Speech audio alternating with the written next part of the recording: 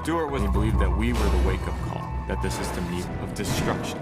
They could tear down what took someone Laklek euy, yang artinya sarjana hukum, sarjana ekonomi, sarjana politik maupun sarjana orang dalam, para bebaners keluarga kembali lagi bersama Circle Film. Kali ini kita akan membahas film yang berjudul Eco Boomer 2020. Film ini relate dengan kehidupan kalian yang dimana menggambarkan para sarjanawan sarjanawati kesusahan mencari pekerjaan saking susahnya, seperti menagih hutang ke kerabatmu, namun ia lebih memilih untuk pura-pura tuli dan buta. Langsung tanpa banyak bacot, yuk.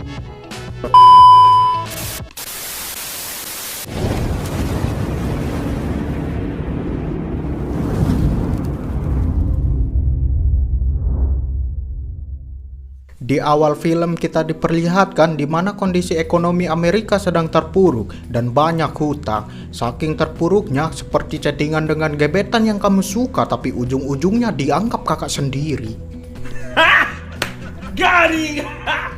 Dengan kondisi tersebut membuat banyak pemuda melakukan kejahatan, bahkan kabarnya pemuda-pemuda tersebut telah memiliki gelar sarjana. Hal itu dikarenakan banyaknya pengangguran yang telah merajalela. destruction. They could tear down what took someone else years to, and they would just make a sport out of it. Kemudian kita diperkenalkan dengan orang ganteng tanpa embel-embel filter Instagram yang bernama Len yang sedang berada di dalam penjara. Terlihat ia sedang diwawancarai oleh wanita yang parasnya biasa-biasa saja itu. Dalam percakapannya, wanita tersebut meminta Len untuk menjelaskan detail dari sudut pandangnya kasus pencurian yang telah ia lakukan, karena kisahnya tersebut akan dijadikan sebuah buku. But I can't guarantee you'll understand it. Scene berpindah di mana Len menuju ke sebuah kota dengan tujuan mulia untuk mengadu nasib layaknya seperti Bang Toyib yang biasanya tagline-nya pantang pulang sebelum sukses. Di sana ia bertemu dengan sepupunya yang bernama Jack, di mana Jack berniat berbaik hati kepada Len untuk memberinya pekerjaan. Hal itu dikarenakan Jack telah sukses dan Len pun tertarik untuk mengikuti jejaknya.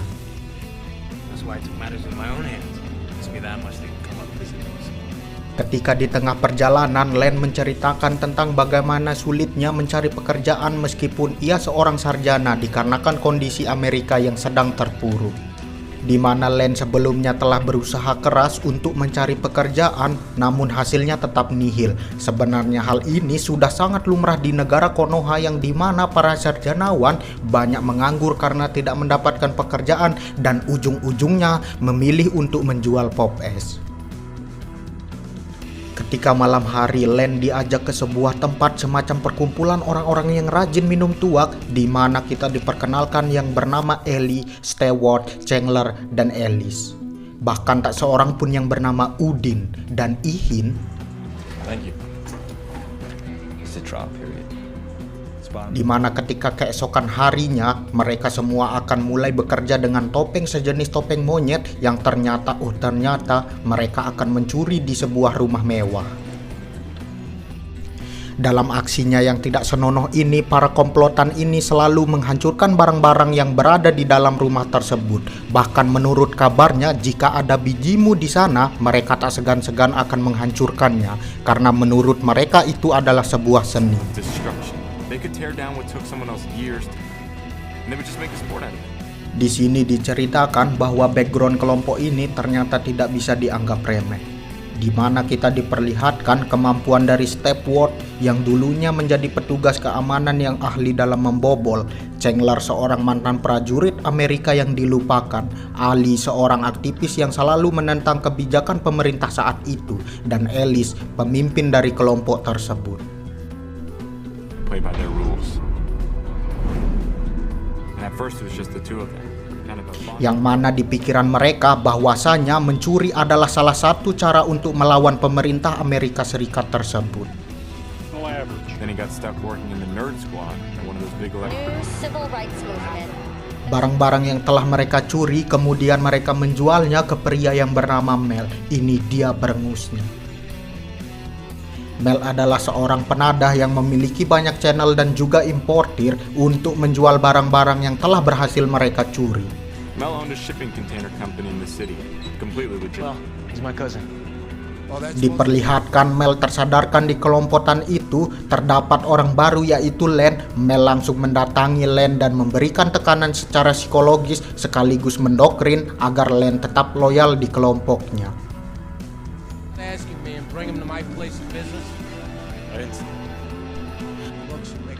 Terungkap juga ternyata Mel ini sebagai informan yang selalu memberikan alamat rumah mewah yang akan dijadikan target pencurian. Alamat-alamat tersebut ia dapatkan dengan bekerja sama dengan seorang agen asuransi. Lalu terlihat kelompok tersebut sedang membagi hasil dari pencuriannya, di mana setiap anggota merasa kecewa dengan pembagian yang dilakukan dengan tidak biasanya, karena Ellis membagikan secara tidak adil.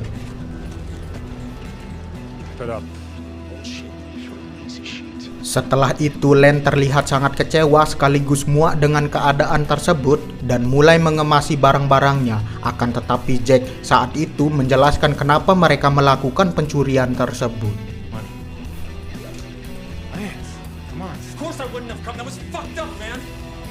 Beberapa hari setelah pencurian itu, mereka terlihat menikmati hasil pencuriannya dengan pergi ke klub malam dan membeli barang haram yaitu miras, narkoba, celana dalam, bra ukuran 47, dan tak lupa mengorder perempuan melalui aplikasi hijau, apalagi kalau bukan pemuas nafsu.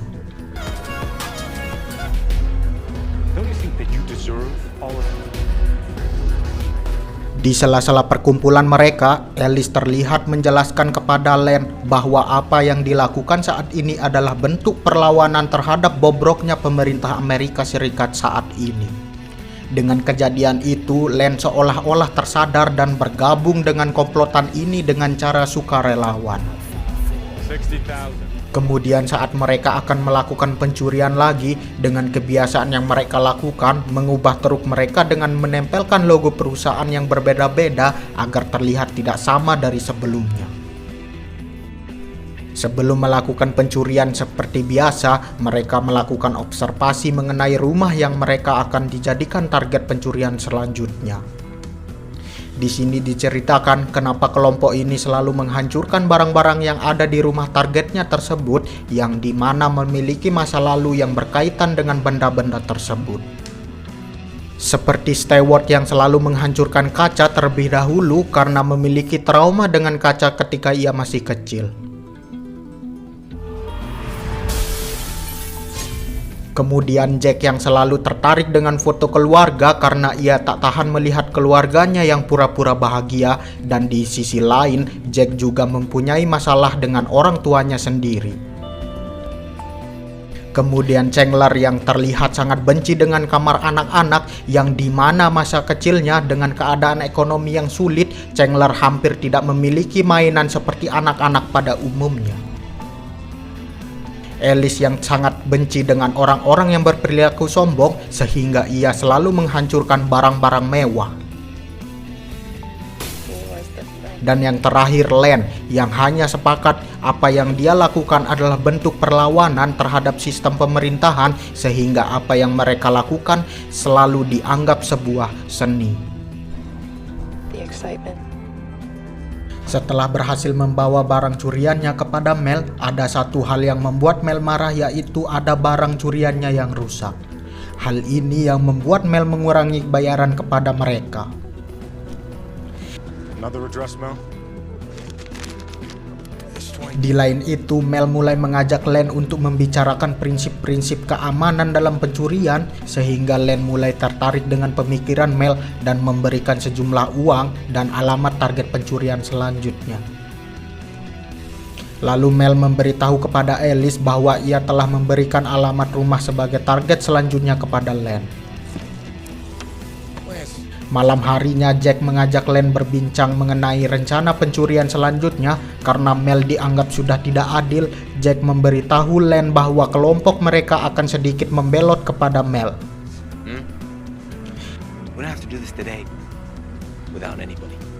Jack mengatakan bahwa Ellis memiliki alamat target yang lumayan, rumah mewah kaya raya yang akan dijadikan target pencurian selanjutnya. Scene selanjutnya diperlihatkan Alice mengajak Len untuk nongkrong di kafe Mang Ihin dengan teman lamanya. Di sana Alice terlihat insecure karena teman-temannya sudah mendapatkan pekerjaan yang layak. Yang dimana pertanyaan yang dilontarkan oleh teman-temannya kepada Alice yang membuat Alice merasa sakit hati, yaitu, "Alice, sekarang kau bekerja di mana?" Karena pertemuan tersebut, Alice semakin hari semakin galau. Keesokan harinya, Jack dan Len terlihat sedang membicarakan rencana yang akan mereka lakukan di sebuah restoran mewah. Setelah itu, mereka terlihat membeli semua pakaian yang ada di sana. Di lain waktu, Ali menceritakan keresahannya kepada Alice yang ingin berhenti dan mendapatkan pekerjaan yang lebih layak. Akan tetapi Alice meyakinkan Ali agar tetap berada pada kelompok tersebut.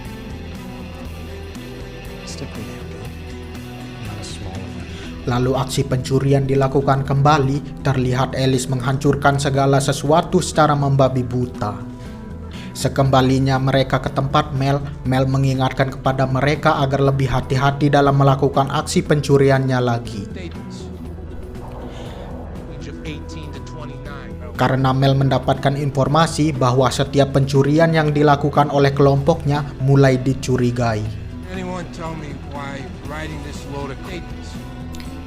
Karena setiap kesan dan pesan yang ditinggalkan selalu sama dan diyakini dilakukan oleh kelompok yang sama, yang menurut Mel, pencurian ini sudah tidak aman dan akan menjadi jembatan kehancuran bagi mereka, dan membuat pihak asuransi berhenti memberikan mereka alamat klien-kliennya. Dengan hal itu, Alice berinisiatif untuk mendapatkan alamat targetnya dengan mengikuti pesta-pesta orang kaya dengan menyamar sebagai eksekutif muda. How many people acted like they knew who we were, and we consistently act like that.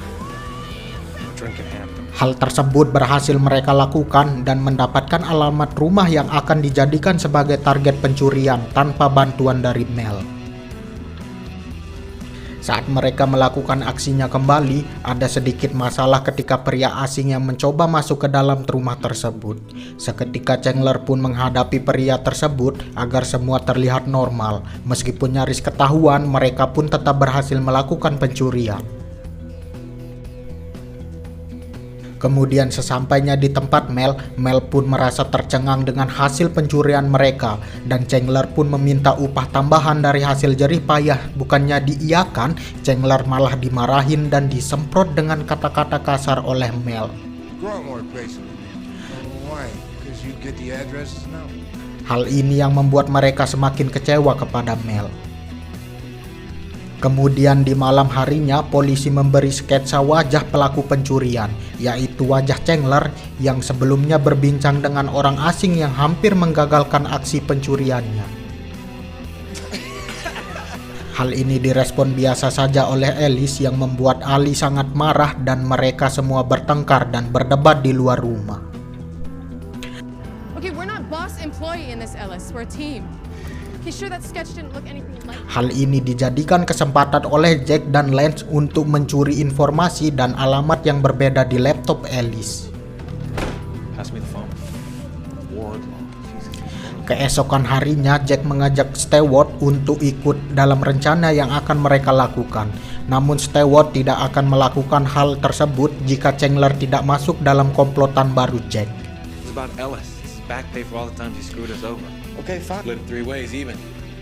Di tempat lain, ketika mereka melakukan pencurian, Lance mengusulkan untuk mengajak Alice masuk ke dalam komplotan baru tersebut. Tetapi yang lain tidak menyetujui dan menganggap hal tersebut sebagai resiko yang besar. Beberapa hari kemudian, mereka terlihat melakukan aksi terakhirnya. Di tengah perjalanan, Lance berdebat dengan Stewart karena sebelumnya mereka malah meninggalkan Ellie sendirian di sana.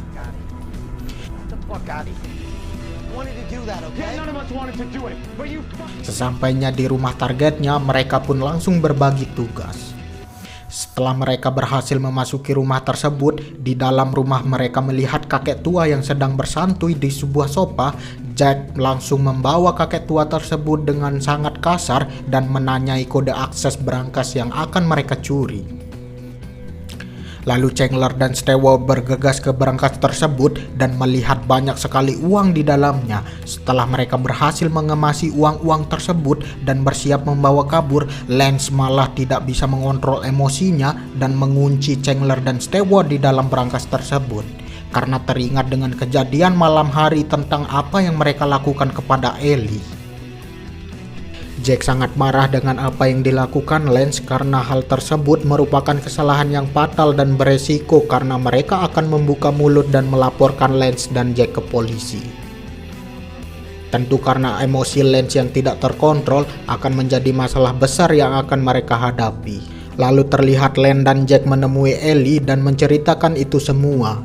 Sialnya saat itu Ellie pun mendengar semua percakapan mereka. Dan Ellie merasa sangat kecewa dengan tindakan Jack dan Lance. Dan benar saja kejadian tersebut membuat mereka akhirnya terungkap satu persatu oleh pihak kepolisian, termasuk Mel. Akan tetapi Jack dan Lance lebih memilih melarikan diri keluar kota dan menyewa sebuah motel.